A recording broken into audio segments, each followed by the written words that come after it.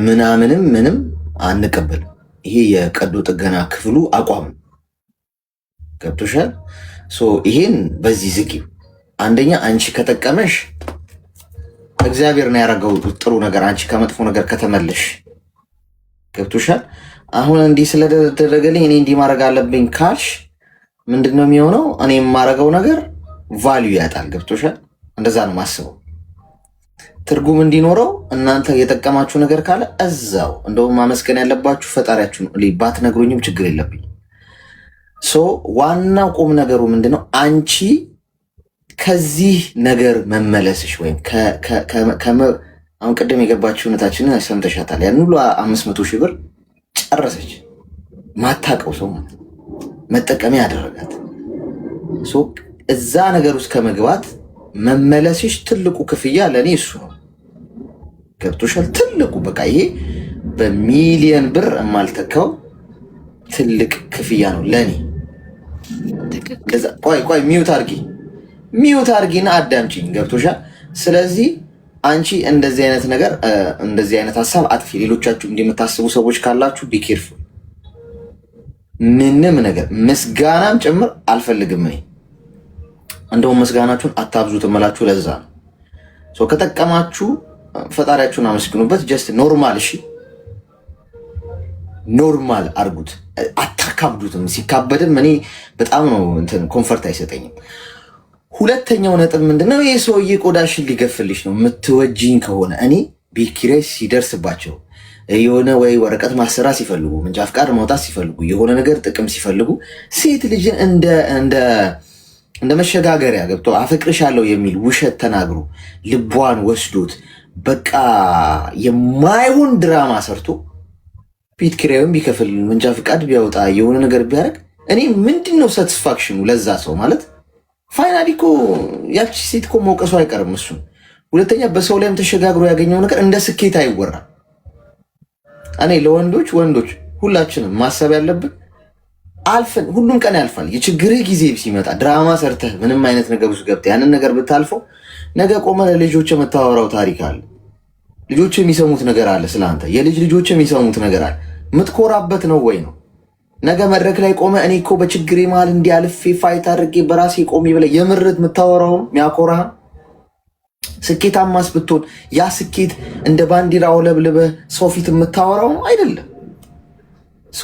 በእንደዚህ አይነት መልኩ መሄድ የማያስፈልገው ለዚህ ነው እንጂ ጻድቅ የመሆን አሁን ይህንን እንደዚህ አይነቱን መንገድ የማልሄደው እኔ ወይ ምርጥ ሰው ስለሆንኩ ወይ ቀን ሰው ስለሆንኩ ወይ ጻድቅ ስለሆንኩ ወይ ገዳም እንደሚኖሩ ሰዎች ፈጣሪን ለማገልገል አይነት አሳቢ ስላለኝ አይደለም። እኔ ነገ የማወራው ነገር ምኮራበት እንዲሆን ስለምፈልግ ብቻ የትም መድረክ ላይ ልውጣ፣ የትም ሰው ፊት ብቆ እኔ እኮ እንዲያልፌ ብዬ ሳወራ ማፍርበት ነው ወይ ነገር ሰዎች የሚያስቡት አይደለም። ፐርሰናሊ እኔ የሚሰማኝ ህሊና አንተ ተዋሻለህ እንዲያርጋ እንዲያለፍከው የሚለኝ ከሆነ ችግር አለ ማለት። ሰው የሚፈልገውን ያስብ፣ ስለተው አይደለም፣ ስለራሳችሁ ህሊና ለራሳችሁ አይምሮ ማለት ነው። ስለዚህ አንቺ እንኳን ፈጣሪ ጠበቀሽ ወረቀቱን አሰርቶ ብሎክ ሊያረግሽ ነበር። ገብቶሻል? ምንም ምሳቤ አልነበረውም። ይህንን አርጊ። ከዛ ውጪ እንደዚህ ስላልሆነ እንዲያረጋለው የሚለውን እርሺ። የማልወደው ነገር ነው የእውነት ምንም ምቾት የማይሰጠኝ ነገር ነው። ከልቤ ነው። ስለዚህ በርቺ፣ በዚሁ ጠንቃቃነትሽ ቀጥይ። ተግባባን? እሺ፣ አመሰግናለሁ። እሺ፣ በርቺ። እሺ፣ እሺ። ይሄ አንድ መርፌ ሰርቷል ማለት ነው። መርፌው በትክክል እየሰራ ነው። ይቀመም። ይሄ ለእሷ የተወጋው መርፌ በደንብ በብዛት ይሰራና ቤት ለቤት እያንዳንድሽ ትከተቢያለሽ። እንደውም በተኛችሁበት ነው መተን የምንወጋችሁ የምንከትባችሁ። ወረቀት የምትወጂኝ ከሆነ ወረቀቴን አሰሪልኝ አለ። አልወድህም በሉ። እሺ እንደዚህ ሲሏቸው አይ ይቅርታ፣ በዚህ መንገድ አልወድህም ገንዘብ። ሄሎ ሄሎ፣ ሰላም አሌክስ። ሰላም፣ እንኳን ደህና መጣሽ። እንኳን ደህና ቆያችሁ። እንዴት ነህ? እግዚአብሔር ስለ ሁሉ ነገር አመሰግናለን። እሺ፣ እኔም አመሰግናለሁ ስለመጣሽ። ምን እንታዘዝ? የሆነ ጥያቄ ያለኝና እንደመክረኝ እፈልጋለሁ። ብዙም አማርኛ ያለብኝ ነገር ኢትዮጵያ ላይ ከዚህ በፊት ዳር ነበረ ባልተዳር ነበርኩ። አንድ ልጅ እናት ነኝ። ተወልጄ ያው መጀመሪያ ልጅ እኛ ገጠር አካባቢ መጀመሪያ ልጅ ወልዶ እናቴ ቤት ነው። ከዛ ከመጣሁ በኋላ ቆይ አንዴ ይቅርታሽ ስላቋረጥሽ ጋይስ 2100 ሰዎች ከላይ ከስሜ ጎን ያለውን ልብ ቅርጽ ምልክት እየነካችሁ ሜምበር ሆኑ። እሺ ኢምፖርታንት ስለሆነ ነው። እሺ ይቅርታ ቀጥል። የኛ ገጠር አካባቢ መጀመሪያ ልጅ እናቴ ቤት ነው የምወልደው። እናቴ ቤት መጥቼ ነበርኩ ከዛ በፊት በጣም ፍቅር ውስጥ ነበረን። ያንን ሰው የሚያውቀው በጣም እንዋደድ ነበረ። ግን እኔ ከእናቴ ቤት ከመጣሁ በኋላ ፍቅር ቀዘቀዘ። ደግሞ እሱ ስራ ቦታ ሄዶ ሌላ ነገር እንዲሰራ ወሬ ምናምን ሰማሁና ያ ነገር አልተዋጣልኝ። እኔም ደግሞ ካንተ ጋር ከፈለግ ውሰድበት ምናምን አልኩኝ። እሱ ደግሞ ገጠር ላይ ከእናቴ ጋር እንድንሆን ነው ፈልገው ምናምን አለ። እኔ እምቢ ብዬ እናቴ ቤት እስከ 1 አመት ድረስ ቆየው ልጁ ጋር ማለት ነው።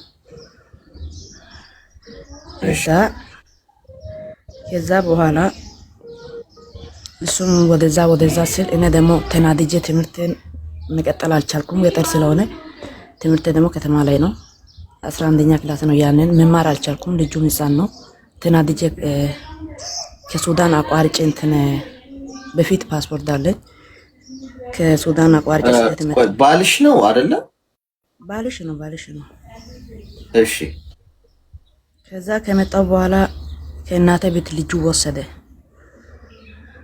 እሺ ነው ልጁ ለምን ትታየደች ምናምን ብሎ ከእናቴ ቤት ልጁ ወሰደ። እኔም ችዬ በቃ ቤይሩት ገባሁ ነው ስራ እየሰራ ያለ እስከ 1 አመት ድረስ ከሱ ጋር ማውራት እስከ 6 ወር ድረስ ማውራት አልፈለኩም ነበረ። ግን ሰዎች ደውሎ አንድ ልጅ ለምን ትተሽ እንደዚህ ለምን ትሆን ያለሽ በዚህ ቆንጆ ልጅ ላይ አንዱ መጨመር አለብሽ ምናምን ብሎ በቃ ሁሉ ሰው ወሬ በቃ አስጨነቀት። ከዛ ታረቀ። ከ6 ወር በኋላ ታረቀን። 6 ወር ቆይታ በኋላ እንደዚህ ያደርጋለን ብሎ ድጋሚ ደግሞ እንደ ፍቅር ጀመረ ማውራትም። እኔም ለልጄ ብዬ እሺ ብዬ ማውራት ጀመርኩ። ከዛስ ያወራ ያለን 6 ወር ገንዘብ የሆነ ነገር ስራለው ምናምን ስላለኝ እኔ ደግሞ ላኩኝ እንደ ባል አስብ ከላኩ በኋላ ትንሽ ነው ቤይሩት ብር ያነ 90,000 ብር አካባቢ ነው። ብዙም አይደለም። እሺ ያው የልጅ ያንን ደግሞ እሱ ምን አደረገ? ሌላ ሚስት አገባ። እንደ ውስጥ ገብቶ ማለት ነው። በ90,000 ብሩ 90,000 ብር ከላከው ሁለተኛ ቀን ሌላ ሚስት አገባ። በሁለተኛው ቀን እግዚአብሔር በጣም ነው የሚያሳቀኝ። ከዛ በቃ ምን ማለት አልቻልኩም፣ ዝም አልኩኝ። አንቺ በምን አወቅሽ ያንን እንዳገባ? በነገር ያው ሰፈር ሰው ሁሌ ወሬ መቼም ቢሆን ወሬ ቶሎ ነው የሚደርሰው እኛ ሀገር ላይ። በሰርግ ነው ያገባው? አይ በሰርግ አይደለም፣ በድብቅ ዝም ብሎ በቃ አገባ። እሺ። ከዛ በኋላ በቃ አገብቶ እየኖረ በቃ እኔም ልጁ ናፍቆኛል፣ ግን ልጁ መገናኘት አልቻልኩም። ልጁ እሱ ጋር ነው። ቤተሰብ እንኳን እንድደርስ አልፈቀደም። ለምን እንደሆነ ተከላክሏል። ልጁ ቤተሰብ ተከላክሏል። ከዛ በቃ እኔም ዝም ብዬ እየኖርኩ ያለው ልጁ ልደት ጊዜ ይሰማኛል። እኔ ደግሞ ያን ልጁ ማየት ፈልጋለሁ። አንዳንድ ለልደት ጊዜ ብቻ ከብሎክ አውጥቼ ደውላለሁ ልጁን ለማየት ብዬ ማለት ነው። እሱ ግን ሌላ ሚስት አገብቶ ልጅ ወልዷል። ለራሱ ህይወት እየኖረ ነው። እና እኔ ልጁ አንዳንዴ በአመት አንዴ ስደውል እሱ ደግሞ ልጁ አንቺ ያሳድገሻል እንደምናገባሽ ለልጁ ምናምን በቃ ሁሌ ቁጣ ነው፣ ሁሌ ስድብ፣ ጥላቻ መንፈስ ነው እንትን እያለኝ እና ደግሞ በቃ እኔም ተስፋ ቆርጬ ለልጁም እንኳን በቃ ፈጣሪ ሆይ ጥንካሬነት ስጠኝ ምናምን ብዬ በቃ እየጸለይ እስከ ዛሬ ኑር የለው። አሁን ግን ልጁ በጣም እየናፈቀኝ ነው። 5-6 አመት እየሆነ ነው አሁን። እኔ 1 አመት እየወጣው አሁን 6ኛ አመት ይዟል። 6ኛ አመት አሁን ልደታው እየደረሰ ነው። ልደታ ሰዓት ነው ብዙ ጊዜ ማስታወሰው ልጁ እና አሁን እኔ የምለው ኢትዮጵያ ገባለሁ ስትል በቃ በጣም ነው የሚያስጠላኝ ሁሉ ነገር በቃ ለምን እንደሆነ አላውቅም። እሱ ደግሞ የሚያወራው ነገር አይመችም። ብዙ ጊዜ ጥላቻ መንፈስ አንቺ ከመጣሽ ልጁ ወይም እንደዚህ ያደርጋል ወይም አንቺ እንደዛ ልጁ መቼም ቢሆን ማግኘት አትችይም መቼም ቢሆን ምናምን ማስፈራሪያ መንፈስ ነው የሚያሳይ። አለከሴ ግራ ገባኝና እኔ እሱ ጋር ምንም አይነት ምንካካ ነገር የለኝም። ያንን አንድ ጊዜ ብቻ ልኬለው ያንን እሱ እንደዚህ ያደረገ ከዛ በኋላ ልኬም አላውቅም። ልጁም አግኝቼ አላውቅም። አንዳንዴ በአመት አንዴ ማለት ለምን ያለው አሁን ግን ሙሉ በሙሉ ተከላክሏል። በአመት አንዴ እንኳን ተከላክሏል እና እኔ ግራ ገባኝ። ይሄንን ግን ምን ማድረግ አለብኝ? ልጁ ሙሉ በሙሉ ልታው ወይስ ምን ማለት አለብኝ? እስኪ ይሄንን ነገር እንድመክረኝ ፈልጋለሁ። ፕሊስ አለክስ። እሺ አይዞሽ ሚዩት አድርጊ እስቲ እና አዳምጪ። አያችኋ እንግዲህ ሰው ምን ያህል ገንዘብ ምን ያህል እንደሚያደርግ ልጅ ድጋሚ ለምን አትወልዱም? ሌላ ቀይ ልጅ ለምን አይኖራችሁ? ምናምን ስላሉሽ አንቺ በሰው ተነሳስተሽ ገባሽ። ይሄው እየጠበቀሽ እሱ አሁን ሴት ልጅ አስተጋይቶ ነበረ። መጀመሪያውንም ያገባትን ሬዲ አድርጎ ነበር። ጋይስ በነገራችን ላይ ከፍቅር ግንኙነት ውስጥ ሲወጡ ወደ ሌላ ፍቅር ግንኙነት ውስጥ የሚገቡ ህይወት ይቀጥላል ምናምን ገለመሌ ምናምን በሚል አይነት ሌላ የፍቅር ህይወት ውስጥ የሚገቡ ሰዎች ቀድሞ እየተዘጋጀ ነበር። እሺ ከእናንተ ጋር በነበሩበት ሰዓት የነበረ ነው እንጂ ሰው በአንዴ ሽፍት አያደርግም። ሰው እውነተኛ ሰው ከሆነ ሲንግል ሆኖ የተወሰነ ጊዜያቶች መቆየት አለበት። አትሊስት አመት ምናምን ወዲያው ወደ ገደለው ከገባ ወይም ከገባች ሴትም ይሁን ከእናንተ ጋር በነበሩበት ሰዓት የነበረ ነው የተዘጋጀ ልክ ተቀባብሎ የተቀመጠ ጥይት ማለት ነው።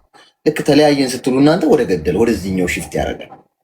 እሱ አሁን ወዲያው አዘጋጅቶ ስለነበረ ነው ወዲያው ያገባው ከገንዘቡን ስትልኪለት። ኦኬ ተሸውደሻል። ኢትስ ኦኬ መሸወድ ይሻላል ከመሸወድ። በነገራችን ላይ የሚታለሉ ሰዎች የሚሸወዱ ሰዎች ቅድምም ገብተው የነገሩን ብዙ ሰዎች አሉ። እነሱ ይሻላሉ። እንኳን አልሸወዳችሁ የሸወደ ነው ማፈር ያለበት። ከተሸወዳችሁ እኮ ብታወሩት እራሱ እኮ ምንም እኮ ችግር የለው። ኢቨን የዋህነታችሁን ነው የሚያሳየው። የሸወደ ሰው ያወራል እንዴ? ወጥቶ አያወራም። ከመሸወድ መሸወድ ይሻላል፣ ከማታለል መታለል ይሻላል። አትሊስት አትድገሙት እንጂ መታለላችሁ። ስለዚህ የኔ እናት አንደኛ ልጅሽን ሰው ሀገር ነው ያለሽው እና በሱ ቁጥጥር ውስጥ ከሆነ ያለው አሁን ልጄ ላገኝ አሳዩኝ አታሳዩኝ ግብግብ ውስጥ አትግቢ። ጀስት ተቀበዩ የተፈጠረውን ነገር አክሰፕት አድርገሽ ሀገሬ ስትሄጂ ልጅሽ እንደምታገኝ መኝ። ስራሽ ላይ አተኩሪ። ያለሽበት ህይወት በራሱ እኮ ሌላ ጣጣ ነው። የትኛውም ስደት አገር ላይ ያለ ሰው ተመችቶት እንደ ሀገሩ የሚኖር ሰው የለም። ገብቶሻል? ስደት ራሱን የቻለ ጭንቀት ነው። ስትረስ ይፈጥራል በጣም። በሰው ሀገር ባዳ ሆነሽ ነው ምትኖሪ። እንደ ሀገርሽ አይሆንም። የፈለገ ነገር ቢሆን የፈለገ ሰው ሀገር እንኳን ቤት ሰርቶ የሚኖር ሰው የእውነት እንደ ሀገሩ አይደለም የሚሆነው። እንደ ሀገር የሚሆን የለም። ገብቶሻል? ስለዚህ ከሰው ሀገር የሚኖር ሰው ያልተመቸው እየኖረ እንደገና ሌላ ስትረስ መጨመር የለበትም። ልጅሽ ልጁ ነው፣ የእሱም ልጅ ነው። አይገለውም፣ ቆርጥሞ አይበለው። ሊናፍቅሽ ይችላል። አይ ነው ከቻሉ ያሳዩሽ፣ ካልቻሉ ብዙ አትታገኝ። አንዳንድ ነገሮችን አክሴፕት አድርገን ለጠንካራ ለመሆን ዋጥ አድርገን የምንሄዳቸው ነገሮች አሉ። ለነገር ስንል ምንም ለውጥ መፍጠር የማንችልበት ነገር ውስጥ ከሆነ ያለ ነው። ኦኬ እሺ ይሁን እስቲ ብለን አስቀምጠ ነው ነገሮች ሲስተካከሉልን ተመልሰን የምናነሳው ነገር ይኖራል። ስለዚህ የልጅሽን ነገር አትጨነቂ። ተጨንቀሽ ከፀጉርሽ ዘለላ ላይ ኢንቻት ጨምሪ፣ ኢንቻት ቀንሲ። ትርፉ በሽታ በቃ ያለው ነገር አክሰፕታል። ልጅሽ አገር ቤት ነው ያለው። ስለ ልጅሽ ጤና ጸልይ፣ ስለ ልጅሽ መልካም ትልቅ ደረጃ መሆን ጸልይ። ሞትም እኮ አለ። እናንተ ልጄን ማውራት አልቻልኩም ብላችሁ ነው የምትጨነቁት። ብታጡት እስከናካቴው እናቱ ገበያ ሄደችበትም እናቱ የሞተችበትም እኩል ያለቅሳል እንደሚባለው መተጣጣትም እኮ አለ እኮ። በአካል በአይነ ስጋ ሳይተያይ ሰው አንዳችሁ ልታልፉ ትችላላችሁ። ፈጣሪ ወይ በጤና ብቻ አቆይና ሁለታችን ማቆየንና እንደው ለመገናኘት ያብቃ፣ ሌላው እዳው ገብስ ነው ብላችሁ እርግፍ አድርገሽ ሰተሽ ለፈጣሪ ስደት ሀገር ላይ ያለሽን ጉዳይ ጨርሰሽ ስራሽን ሰርተሽ ሀገሬ ስትይ ልጅሽን ይዘሽ ታሳድጊያለሽ። እድሜና ጤና ይስጥሽ እንጂ። አየሽ ይህንን አክሰፕት ስታደርጊ አሁን ከዛሬ ጀምሮ እንቅልፍ ትተኛለሽ። ጭንቀት አይኖርም። ማትቀይሪው ነገር ላይ መታገል ታቆሚያለሽ ማለት ነው። ስለዚህ በዛ አይነት መንገድ ድጋሚ መጥቶ የኔ ፍቅር እወድሽ ነበር እኮ አንቺን ነው የምመኘው እንዲህ ተሳስቼ ነው ምናምን ይልሻል። የጊዜ ጉዳይ ነው። መልስ አትስጪ። ዝም ብለሽ መንገድሽን ቀጥይ። እሺ እንደዛ አድርጊ። እሺ፣ በጣም ነው የማመሰግንህ። ይሄ ነገር እኮ